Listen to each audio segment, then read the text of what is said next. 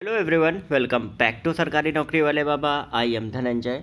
आप सभी को पता है कि ईसीजीसी पीओ का आपका नोटिफिकेशन अभी हाल ही में आने वाला है।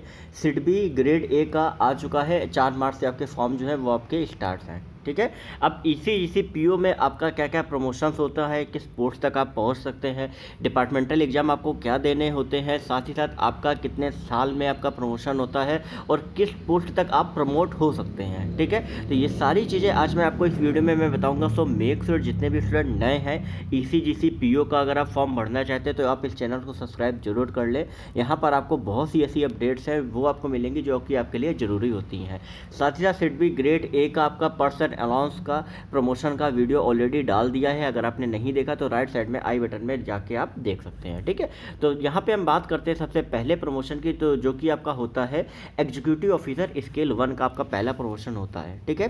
अब इस पोस्ट में पहुंचने के लिए आपको क्या चाहिए होता है कि मिनिमम 3 साल की सर्विस आपकी चाहिए होती है एज ए पीओ में। ठीक है। जब पीओ में आप रह के 3 साल की सर्विस कर लेते हो तो एग्जीक्यूटिव ऑफिसर स्केल फर्स्ट का प्रमोशन होता है, लेकिन उसके लिए आपको डिपार्टमेंटल एग्जाम जो होता है वो आपको क्वालिफाई करना होता है। साथ ही साथ इंटरव्यू जो होता है वो भी आपका इस पोस्ट के लिए रिक्वायर्ड होता है प्रमोट होने के लिए। देखिए होता है क्या है कि हर जगह प्रमोशन आपका अलग अलग होता है, लेकिन ईसीजीसी में प्रमोशन थोड़ा सा टफ होता है क्योंकि यहाँ पे आपके एग्जाम्स होते हैं वो आपके टफ रहते हैं, क्योंकि इंटरव्यू भी आपका रहता है। ठीक है।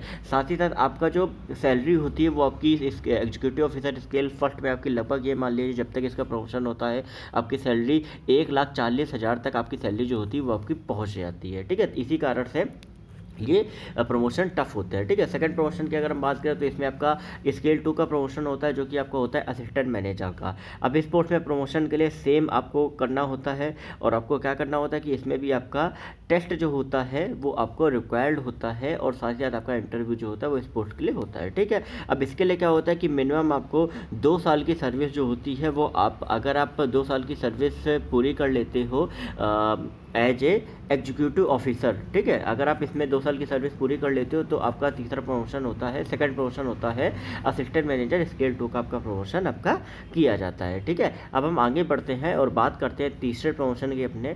तो ये जो आपका प्रमोशन मैनेजर आपका स्केल 3 का जो आपका प्रमोशन होता है जब आप एज ए असिस्टेंट मैनेजर, ठीक है, जब आप एज ए असिस्टेंट मैनेजर 2 साल की सर्विस पूरी कर लेते हैं और आप टाइमली इस डिपार्टमेंटल जो एग्ज़ाम होता है और इंटरव्यू जो होता है वो अगर आप क्वालिफाई कर लेते हो तो आपका तीसरा जो प्रमोशन होता है वो आपका प्रमोशन होता है मैनेजर का, आपका प्रमोशन आपका किया जाता है। ठीक है। अब ये जो पोस्ट पे जैसे ही आप प्रमोट हो जाते हो इसके बाद आपके जितने भी प्रमोशंस होते हैं उनमें आपका सिर्फ और सिर्फ इंटरव्यू होता है, आपको कोई भी टेस्ट जो होता है वो आपको नहीं देना होता है। ठीक है। ये आपका जो है वो आपका तीसरा प्रमोशन है। अब होता क्या है कि कई बार स्टूडेंट्स अगर आप JAIIB, ठीक है, CAIIB के अगर आप एग्जाम्स भी अगर आप दे देते हो तो उन्हीं एग्जाम्स के अकॉर्डिंगली आपके डिपार्टमेंटल एग्जाम जो होते हैं वो आपके होते हैं। अगर आपने इनकी तैयारी करी हुई है तो डिपार्टमेंटल एग्जाम आप इजली निकाल लेंगे। ठीक है। और कोशिश करिए कि जल्द से जल्द ये दोनों एग्जाम निकाल लीजिए, क्योंकि कहीं ना कहीं इनसे जो आपका इंक्रीमेंट अलग से होता है वो सैलरी आपके कहीं ना कहीं हाइक कर जाती है। ठीक है। फिर हम बात करते हैं अपने चौथे प्रमोशन की, जो कि आपका होता है सीनियर मैनेजर आपका प्रमोशन होता है, जो कि स्केल 4 का आपका प्रमोशन होता है। और ये जो प्रमोशंस होते हैं जैसे ही आप एक तरीके से मैनेजर बन जाते हैं उसके बाद आपका हर 2 साल में आपका प्रमोशन होता है। सिर्फ आपको एक इंटरव्यू देना होता है, अगर वो इंटरव्यू अगर आप पास कर लेते हो, मार्क्स अच्छे ले आते हो तो आपका प्रमोशन जो होता है वो 2 साल के बाद आपका कर दिया जाता है। ठीक है। एक चीज़ और आप और ध्यान रखिए कि अगर आपके पास अलग से कोई डिग्री है आपने अगर ले रखी है तो आप सबमिट जरूर करें ईसीजीसी में, क्योंकि उसका जो बेनिफिट है वो आपका ईसीजीसी में आपको दिया जाता है। क्योंकि उसके अकॉर्डिंगली ईसीजीसी में क्या होता है कि अलग अलग सेक्शन की पोस्ट होती हैं, जैसे मान लीजिए अकाउंट्स में भी आती हैं, आपकी लीगल में भी आती हैं, इस तरीके से पोस्ट आती है, तो हो सकता है कि इसके अकॉर्डिंगली भी आपको प्रमोशन जो होता है वो आपको दे दिया जाता है। ठीक है।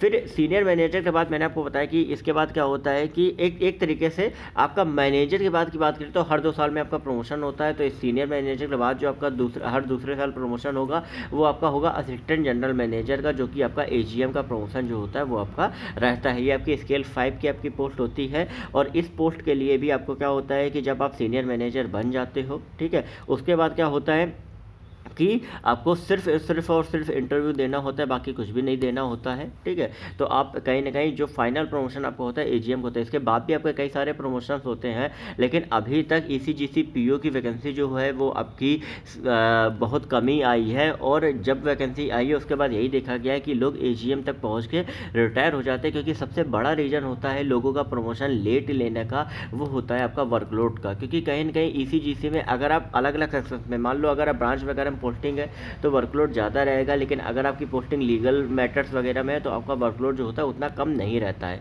ठीक है। तो कहीं ना कहीं आप अलग से कुछ ना कुछ डिग्री जरूर लेते रहिए, क्योंकि उसका बेनिफिट जो होता है वो आपका ईसीजीसी में आपको आगे चल के जरूर मिलता है, ठीक है। अगर आपको ये जानकारी अच्छी लगी तो प्लीज़ इस वीडियो को लाइक जरूर करें और चैनल को सब्सक्राइब करना बिल्कुल भी मत भूलें। आगे आपको बहुत सी ऐसी अपडेट्स है जो आपको मिलेंगी। अगर आपको कोई डाउट है आप कमेंट सेक्शन में लिख के पूछे, हमारे टेलीग्राम ग्रुप को जरूर ज्वाइन करिए, लिंक आपको डिस्क्रिप्शन में मिल जाएगा। ओके।